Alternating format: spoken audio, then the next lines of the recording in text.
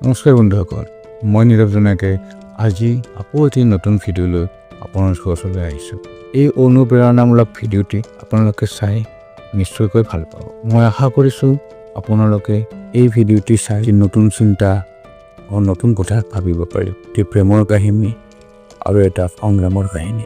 সৰু চহৰ এখনত এটা পৰিয়াল আছিল। মাক দেউতাকৰ মাজত এজনে ল'ৰাজনৰ নাম অনিৰুদ্ধ হায়াৰ ছেকেণ্ডেৰী পাছ কৰাৰ পিছত তেওঁৰ মাক দেউতাক ঢুকাই। অনিৰুদ্ধই পঢ়া খৰচ উলিয়াবলৈ এখন দোকানত তেওঁ কাম কৰিবলৈ। অনিৰুদ্ধৰ সপোন আছে এজন IPS বিষয়া হোৱা। তেওঁ সপোন দেখিছিল আৰু বহুত আশা, বহুত কল্পনা কৰি এই সপোনটোৰে তেওঁ এটা সময়ত প্ৰতিটো দিন আৰম্ভ কৰিছিল। এদিন অনিৰুদ্ধই দোকানত কাম কৰি থাকোঁতে তেওঁৰ ওচৰলৈ এগৰাকী ছোৱালী আহিছিল। ছোৱালীজনীয়ে সেইদিনা বিশেষ একো কথা পতা নাছিল, কেৱল সামগ্ৰীহে কিনিছিল। সেই সামগ্ৰী দিয়া লোৱাৰ মাজত অনিৰুদ্ধই ছোৱালীজনীক লাগি চাইছিল আৰু ছোৱালীজনীও অনিৰুদ্ধৰ ফালে চাইছিল। সেই সময়ত ছোৱালীজনীও অনিৰুদ্ধৰ ফালে চকুত থৈ চাইছিল। সেই সময়খিনি যেন থমকি ৰৈছে। তেওঁলোকৰ মনে যেন কিবা এটা সেই সময়ত অনুভৱ কৰিছিল। অনিৰুদ্ধৰ এনে লাগিছিল যে তাৰ যি সপোন আছিল সেই সপোনত যেন ৰং ছটিয়াবলৈ সেই ছোৱালীজনী আহিছিল। লাহে লাহে ছোৱালীজনী আৰু অনিৰুদ্ধৰ মাজত আন্তৰিকতা বাঢ়িবলৈ গ'ল। ছোৱালীজনী এতিয়া প্ৰায় দোকানলৈ আহে। এদিন অনিৰুদ্ধই ছোৱালীজনীক এখন পাৰ্কত যাবৰ কাৰণে প্ৰস্তাৱ কৰে। ছোৱালীজনীও হাঁহি মুখে তাক গ্ৰহণ কৰিলে। অনিৰুদ্ধই ক'লে, জানানে তুমি নিহাৰিকা, মোৰ ভয় লাগে। মোৰ সপোনবোৰ যেন সপোন হৈয়ে ৰৈ যায়। তেতিয়া নিহাৰিকাই হাতত ধৰি ক'লে, কেতিয়াও নহয়, তোমাৰ সপোনবোৰ এদিন পূৰণ হ'বই। মই আছোঁ তোমাৰ কাষত। পথ যিমানেই কঠিন নহওক কিয় আমি দুয়ো একেলগে যুঁজিম। অনিৰুদ্ধৰ ওপৰত নিহাৰিকাৰ অগাধ বিশ্বাস আছিল আৰু আশাও কৰিছে। কিন্তু নিয়তিৰ হয়তো আন এটা পৰিকল্পনাহে আছিল। কেইদিনমান পিছত অনিৰুদ্ধৰ পৰীক্ষাৰ খবৰ আহিল। তাৰ পৰীক্ষা সিমান এটা ভাল নহয়। সি এটা অন্ধকাৰ ৰুমতে নিজকে বন্দী কৰিলে। সেই সময়তে নিহাৰিকা তাৰ ওচৰলৈ আহে। নিৰাশাজনক বাতৰিটোৰ বাবে অনিৰুদ্ধই প্ৰায় ভাগিয়ে পৰিছিল, হতাশাত ভুগিছিল। কিন্তু সেই সময়তে নিহাৰিকা তাৰ ওচৰত থিয় দিল। সি নিজৰ মনতে কল, দুবাৰকৈ মই বিফল। মই কি কৰিম? তাইক ভাল জীৱন এটা মই কেনেকৈ দিম? কি হৈছে অনিৰুদ্ধ?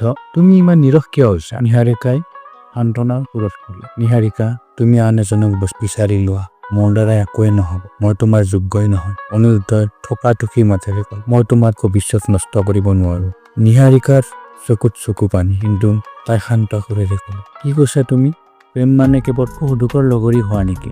প্ৰেম মানে ইজনে সিজনক ওপৰলৈ উঠোৱাত সহায় কৰা নহয় জানো? নিহাৰিকাই তাইৰ হাতত থকা সোণৰ খাৰু এযোৰ খুলি কেনে অনিৰুদ্ধৰ হাতত দিলে আৰু ক'লে, এইযোৰ লোৱা। এইযোৰ তুমি বিক্ৰী কৰি দিল্লীলৈ যোৱা আৰু তাত পঢ়াগৈ। এইটো মোৰ তোমাৰ ওপৰত বিনিয়োগ নহয়, এইটো মোৰ বিশ্বাস। মই জানো তুমি জিকিলে ময়ো জিকি যাম।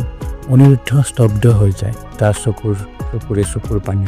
সি খাৰুযোৰ হাতত লৈ নিহাৰিকাৰ ফালে চাই থাকে। অনিৰুদ্ধই কপা মাতেৰে, নিহাৰিকা, যোৱা অনিৰুদ্ধ, মই অপেক্ষা কৰিম, নিহাৰিকাই কয়। সেইদিনা অনিৰুদ্ধৰ হাতত তাই সোণৰ খাৰুযোৰাকে দিয়া নাছিল, অনিৰুদ্ধৰ সপোনবোৰো দিছিল। তাই অনিৰুদ্ধৰ সপোনটোক পুনৰ জীৱন দিছিল। সেইদিনা সঁচাকৈ অনিৰুদ্ধৰ চকুৱে পৃথিৱীখন যে ইমান ধুনীয়া অনুভৱ কৰিছিল। অনিৰুদ্ধই দিল্লীলৈ গ'ল। তাত গৈ এখন কলেজত এডমিশ্যন ল'লে। তাত কঠোৰ পৰিশ্ৰম কৰিলে।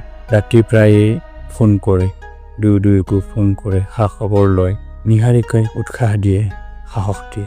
3 বছৰৰ পিছত এটা নিউজ চেনেলত ব্ৰেকিং নিউজ আহে, অনিৰুদ্ধই IAS পৰীক্ষাত শীৰ্ষস্থান দখল কৰিছে।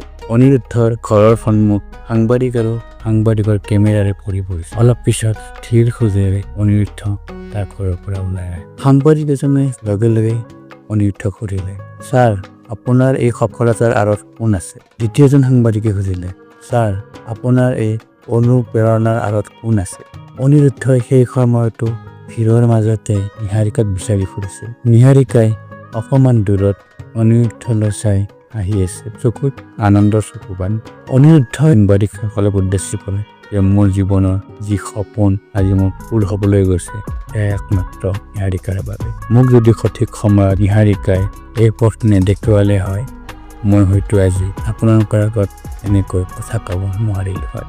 প্ৰতিগৰাকী সফল পুৰুষৰ আঁৰত এগৰাকী মহিলা থাকে, এয়া সঁচা। মোৰ জীৱনটো যি নতুন মই আৰম্ভণি কৰিছোঁ, একমাত্ৰ এয়া নিহাৰিকাৰ বাবে সম্ভৱ হৈছে।